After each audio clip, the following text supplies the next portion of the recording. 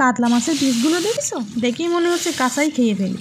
যাই হোক, মাছে নুন হলুদ মাখিয়ে নিয়ে কড়াইয়ে সর্ষের তেল গরম করে মাছগুলো ভেজে তুলে নিচ্ছি।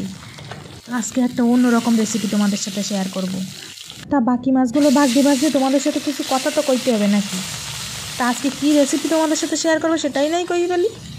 আজকে বানাবো আলু দিয়ে চুই ঝাল দিয়ে কাতলা মাছের পাতলা ঝোল। একবার এইভাবে রাইনটা খেয়ে দেখে নিই।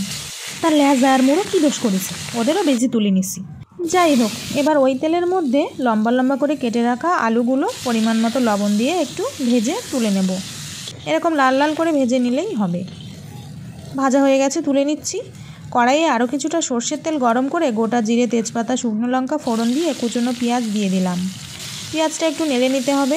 হালকা ভাজা ভাজা হয়ে এলে এর মধ্যে দিয়ে দিচ্ছি বাটা মশলা, আদা রসুন আর কাঁচা লঙ্কা। আমি কিন্তু রান্নায় খুব একটা শুকনো লঙ্কা ব্যবহার করি না। এবার এর মধ্যে গুঁড়ো মশলাও দিয়ে দিচ্ছি, পরিমাণ মতো হলুদ গুঁড়ো, ধনে গুঁড়ো, জিরে গুঁড়ো। মশলা আরও কিছুক্ষণ ভালো করে নেড়েচেড়ে কষিয়ে নিয়ে মশলা থেকে এরকম তেল ছেড়ে এলে ভেজে রাখা আলুগুলো দিয়ে দিলাম। মশলার সাথে আলুটা ভালো করে মিশিয়ে নেওয়ার পর দিয়ে দিচ্ছি লম্বা লম্বা করে কেটে রাখা টমেটো একটু মিশিয়ে নিচ্ছি। তারপরে এর মধ্যে আমি দিয়ে দিচ্ছি সরু সরু লম্বা লম্বা করে কেটে রাখা চুই ঝাল। এটা তোমরা তোমাদের পছন্দ মতো কেটে নিতে পারো। এবার সবগুলো একসাথে ভালো করে কষিয়ে নিতে হবে। তারপর পরিমাণ মতো গরম জল এর মধ্যে ঢেলে দেব।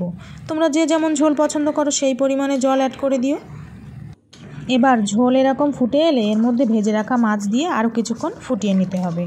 তারপর উপর থেকে গুঁড়ো গরম মশলা ছড়িয়ে দেব। ব্যাস, কাতলা মাছের চুই ঝাল আলু দিয়ে ঝোল কিন্তু একদম রেডি। চুই ঝাল তোমাদের কার কার পছন্দ কমেন্ট করে জানিও।